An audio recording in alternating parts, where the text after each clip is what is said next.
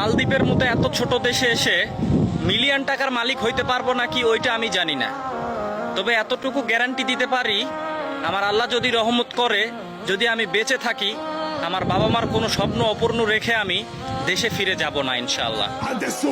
Hello, আসসালামু আলাইকুম। মালদ্বীপ যারা যারা আছেন সবাই আসসালামু আলাইকুম।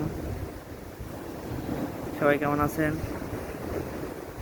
তো মালদ্বীপ আমি আছি সাগর পাড়ে, অনেক সুন্দর সাগর পাড়ে, ঠান্ডা একটা বাতাস আসে।